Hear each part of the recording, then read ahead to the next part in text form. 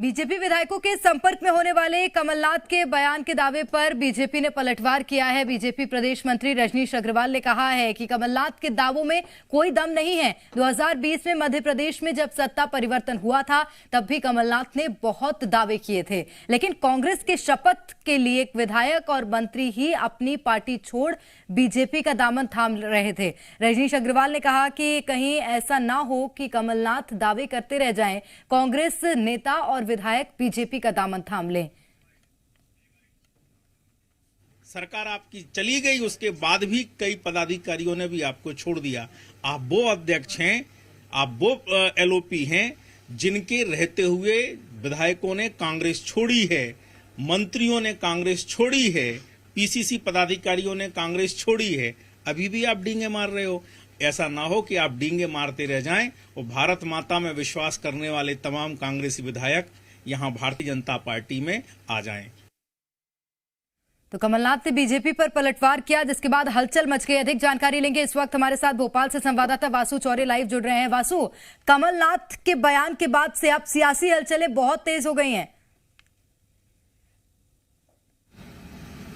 बिल्कुल प्रेरणा, देखिए निश्चित तौर पर मध्य प्रदेश में 2023 का विधानसभा चुनाव होना है, बहुत ज्यादा समय रह नहीं गया है और बीजेपी और कांग्रेस हम देख रहे हैं कि पूरी ताकत से अब मैदानी जमावट में भी जुट चुकी है और एक बार फिर से इस बात के संकेत दिखाई दे रहे हैं कि मध्य प्रदेश में सियासी फेरबदल का एक बार फिर जो बड़ा खेल है वो देखने को मिलेगा, क्योंकि कल बीजेपी के कद्दावर नेता सरकार के मंत्री भूपेंद्र सिंह का बड़ा बयान सामने आता है। वो दावा करते हैं कि कांग्रेस के विधायक उनके संपर्क में है और इशारा करने पर वो कांग्रेस का दामन छोड़कर बीजेपी में शामिल हो जाएंगे। तो वहीं आज उनके इस पूरे बयान पर पीसीसी चीफ कमलनाथ ने पलटवार किया है। कमलनाथ का जो को अगर आप देखेंगे तो वो सिर्फ मध्य प्रदेश तक ही सीमित नहीं है, देश के एक बड़े राजनेता और सबसे सीनियर राजनेताओं में उनका नाम शुमार है और अगर वो किसी बात का दावा करते हैं तो उसको जो राजनीतिक पंडित हैं वो भी बहुत सीरियसली लेते हैं और उन्होंने साफ तौर पर कहा है कि बीजेपी के कई विधायक जो है वो उनके संपर्क में है। तो निश्चित तौर पर बीजेपी और कांग्रेस दोनों ही दल इन पिछले 2 दिनों में ये जो आरोप प्रत्यारोप और बयान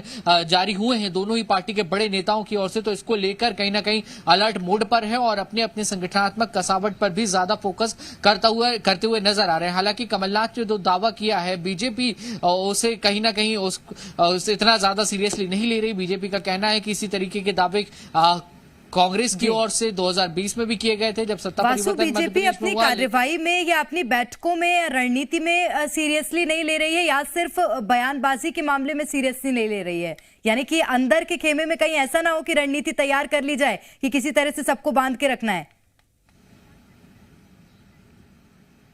बिल्कुल प्रेरणा, देखिए कमलनाथ के बयान को बीजेपी किसी भी भले ही वो बयानबाजी कर रहे हैं, मीडिया के सामने इस तरीके की बातें कर रहे हैं कि पहले भी कांग्रेस की ओर से इस तरीके के बयान दिए गए थे, लेकिन उसका जो हश्र है वो सबके सामने है। लेकिन कहीं ना कहीं बीजेपी और कांग्रेस दोनों ही दल भली भांति इस बात को जानते हैं कि लंबी फहरिस्त ऐसे नेताओं की है जो कि असंतुष्ट हैं, चाहे बीजेपी सरकार में है, लंबे समय से सत्ता में है और कई सीनियर विधायक ऐसे हैं जो मंत्री नहीं बन सके और कांग्रेस में भी कई ऐसे नेता हैं जिनको जब कांग्रेस सरकार में तो उन्हें उचित पद नहीं मिले, उनके जो काम है वो नहीं हुए, तो उसके चलते नाराजगी है। तीसरा मोर्चा मध्य प्रदेश में आम आदमी पार्टी तैयार कर रही है। तो कहीं ना कहीं जो अलग अलग सियासी समीकरण है वो इस समय बनते हुए नजर आ रहे हैं और चाहे बीजेपी की बात करें तो हमने देखा कल अमित शाह गृह मंत्री मध्य प्रदेश के दौरे पर थे और उन्होंने खुद इस बात को वहां बैठक में कहा है कि संगठनात्मक रूप से मजबूत रहना है चुनाव के दौरान। और पीसीसी चीफ कमलनाथ भी लगातार इस बात को दोहराते हुए नजर आते हैं कि अगर बीजेपी से टक्कर लेना है तो संगठन के तौर पर काफी मजबूत रहना होगा।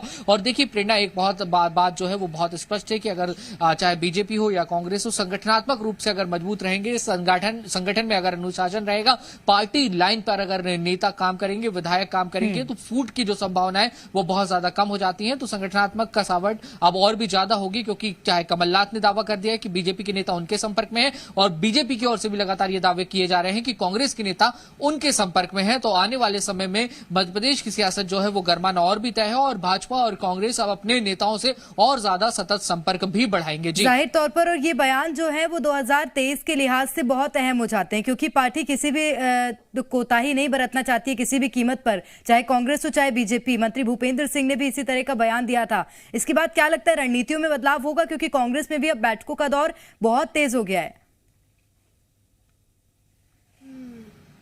निश्चित ही प्रेरणा, देखिए मध्य प्रदेश एक बहुत बड़ा राज्य है, 230 विधानसभा सीटें हैं, कई जातीय कई सियासी समीकरण यहाँ पे हैं और बीजेपी और कांग्रेस में दोनों ही दलों में बड़े नेताओं की एक लंबी फहरिस्त है। चाहे आप बीजेपी के नेता देखें, नरोत्तम मिश्रा, कैलाश विजयवर्गीय, प्रहलाद पटेल और ज्योतिरादित्य सिंधिया, मुख्यमंत्री शिवराज सिंह चौहान खुद, ये तमाम बड़े नाम निकलकर सामने आते हैं। तो वहीं कांग्रेस में देखेंगे आप तो अरुण यादव, सुरेश पचौरी, दिग्विजय सिंह, ये सारे कमलनाथ के अलावा ये सारे भी बड़े नेता हैं। तो कहीं ना कहीं अब तैयारियां जो है, संगठनात्मक कसावट जो है वो और भी ज्यादा तेज होगी। और जैसा कि अभी हम बात कर रहे थे कि अब संगठनात्मक रूप से सारे नेताओं से पार्टी प्रदेश स्तर पर जो है बातचीत करना शुरू करेगी और जो नेताओं की आपसी नाराजगियां हैं उनको दूर करने का काम भी किया जाएगा ताकि इस तरीके की फूट से बचा जा सके। क्योंकि देखिए बहुत जिम्मेदार नेता हैं, चाहे भूपेंद्र सिंह हो बीजेपी की ओर से या फिर कमलनाथ हो, पीसीसी चीफ है, देश के बड़े राजनेता वो माने जाते हैं। और अगर इन नेताओं ने इस तरीके के दावे किए हैं तो इनको एकदम खोखला नहीं समझा जा सकता, इसके पीछे जरूर कोई ना कोई बड़ी वजह रही है। जाहिर तौर पर इसीलिए दोनों पार्टियां अब अपने संगठन को मजबूत करने में जुटेंगी और बैठकों का दौर भी शुरू हो गया है। इसीलिए बहुत शुक्रिया वासु तमाम जानकारी के लिए। खबरों में बने रहने के लिए आप हमारे फेसबुक, ट्विटर और इंस्टाग्राम पेज को फॉलो कर सकते हैं। लेटेस्ट अपडेट के लिए आप हमारे यूट्यूब पेज को सब्सक्राइब भी कर सकते हैं और हाँ, बेल आइकन पर क्लिक करना ना भूलें।